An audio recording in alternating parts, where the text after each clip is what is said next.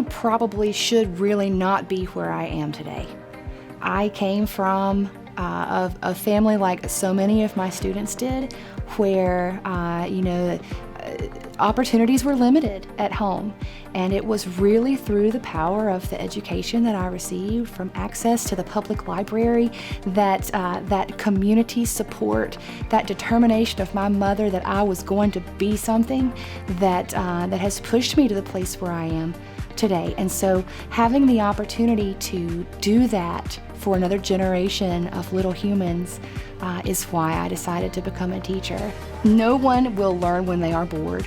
So having the opportunity to really get these kids involved in the learning process is critical to their ability to retain and apply what I'm trying to get them to learn. So it may be that students are standing on the tabletop instead of sitting at the table because they're just having a hard time being still. Or it may be that as we count to 120 that we're jumping jacks as we count. We sing, we dance. In first grade, we've got to move and we've got to be social. And so when we leverage that in our learning, we will all become more engaged and the learning sticks a whole lot better.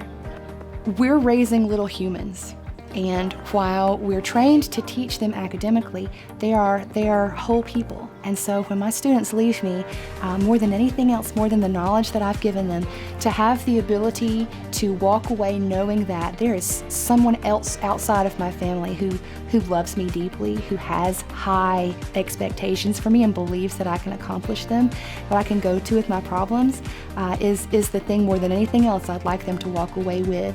And they know that I expect to be invited to weddings, and I expect to be invited to graduations, and when they have babies, I want a birth announcement, because they can't get rid of me. I'm a part of their support system now, and they are stuck with me.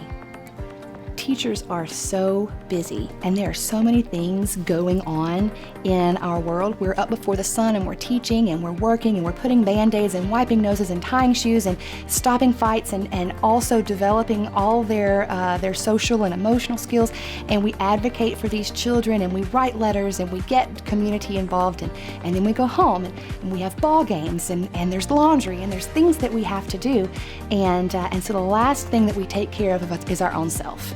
And so to have the opportunity to share the stories of all of the great things that are happening across the state in education, all the lives that are being changed, to speak up for the teachers who do not have the time to make those connections, to leverage the communities like we'd like to do, to have the opportunity to speak out for education across the state is a remarkable honor. We are changing the world. We really are molding the future, and there are times when we feel run down by data collection, when we know the most appropriate thing is for me to be teaching rather than performing the 14th test of the year, when we feel the pressure from policymakers who maybe are not quite as in tune as we'd like them to be with what's going on in education, when we see on social media that our profession is being run down and not appreciated. We make a difference. We are sometimes the only positive force in a student's life, and what we do matters, and it is very important. And so for the teachers who are working hard day in and day out through the strep throat and the flu and the measles and all the things that keep us from being able to really do what we need to do, we work tirelessly, and what we do matters.